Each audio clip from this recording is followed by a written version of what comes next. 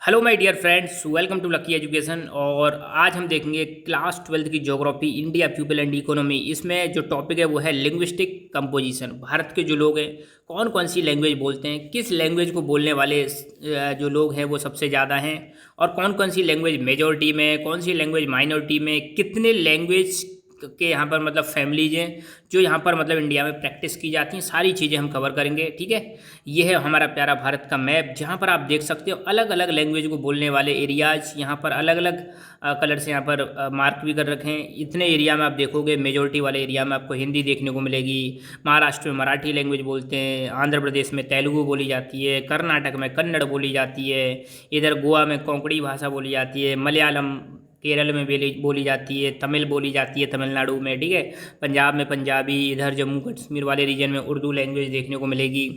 Plus इधर ये सिक्किम है, यहाँ पे नेपाली देखने को मिलेगी। असम वाले रीजन में असमिया लैंग्वेज मिलेगी।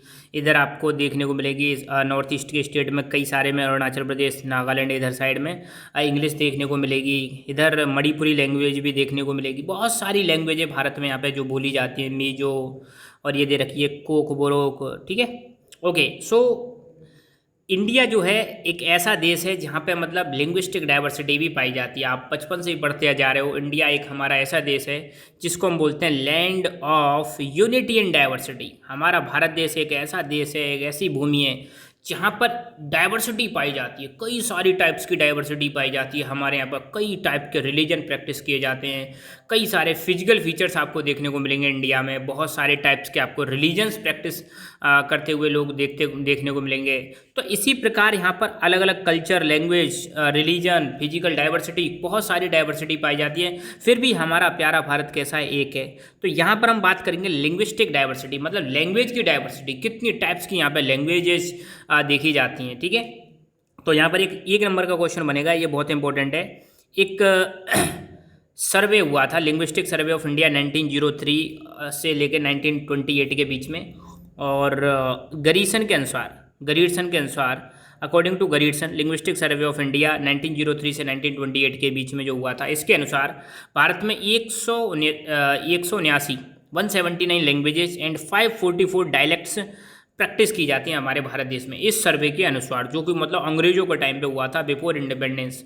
तो ये इंपॉर्टेंट याद रखना है कि गरीडसन के अनुसार कितने लैंग्वेजेस और कितनी डायलेक्ट्स हैं भारत देश में। तो आपको बताना है 179 लैंग्वेजेज हैं और 544 डायलेक्ट्स। डायलेक्ट का मतलब होता है बोली, बोली जो बोली जाती है। आपने देखा होगा बोली हर गांव की अलग बोली, मतलब जनरली कई गांव टू गांव में आप जाओगे तो बोली अलग हो जाती है। ठीक है, भाषा अलग होती है, बोली अलग होती है। लैंग्वेजेस जिसमें अब जैसे ये इंग्लिश लैंग्वेज है हम जो पढ़ रहे हैं, ठीक है, कई बार हम हिंदी में पढ़ते हैं, तो ये लैंग्वेज हो गई जिसको लिखा जा सकता है, पढ़ा जा सकता है। बोलियाँ एक नॉर्मल आम मतलब जो रीजनल होती हैं, डिपेंड करती हैं, अलग अलग रीजन के हिसाब से बोलियाँ होती हैं।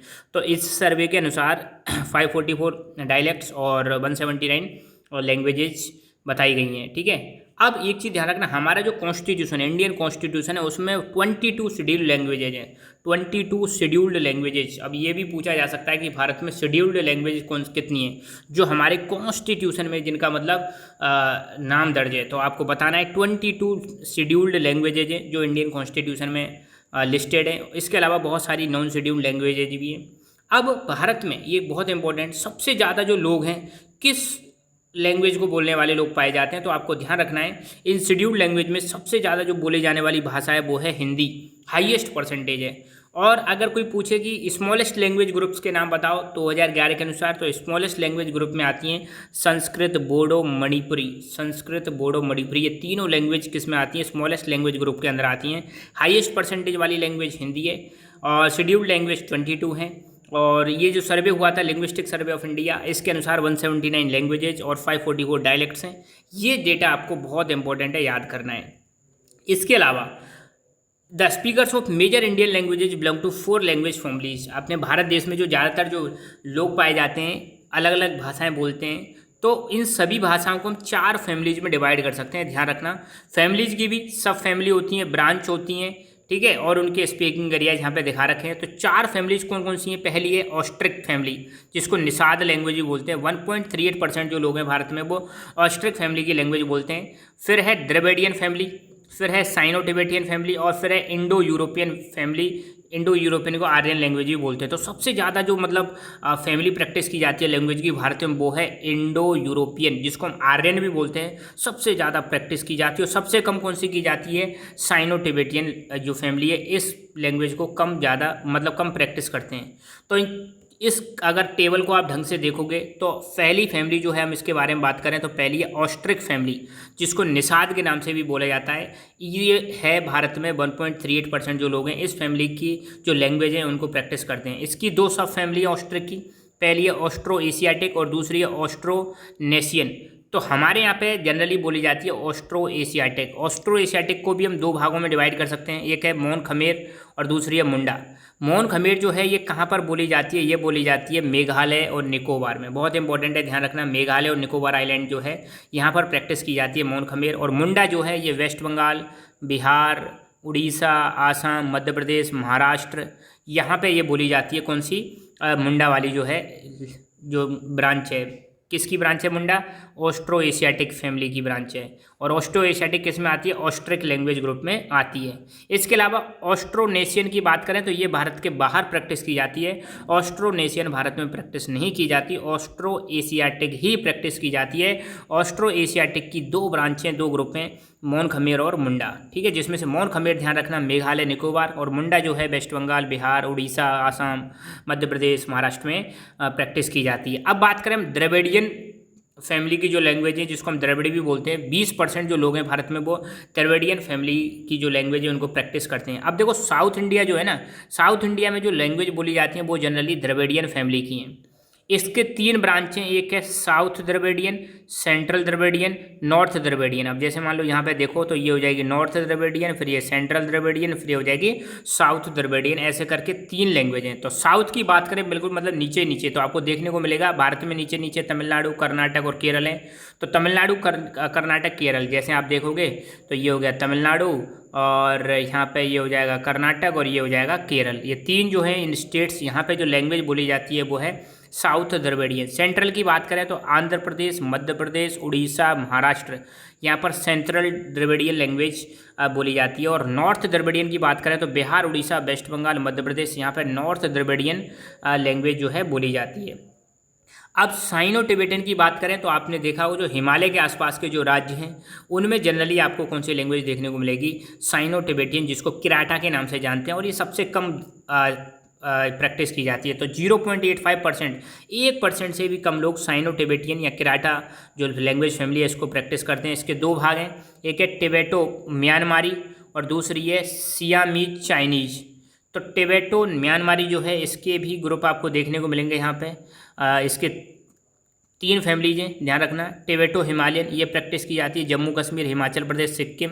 फिर नॉर्थ आसाम में आपको देखने को, नॉर्थ आसाम और अरुणाचल प्रदेश में देखने को मिलेगी। साथ के साथ में आसाम मणिपुरी जो है ये कहाँ पर बोली जाती है? आसाम, नागालैंड, मणिपुर, मिजोरम, त्रिपुरा और मेघालय में आसाम मणिपुरी लैंग्वेज देखने को मिलेगी।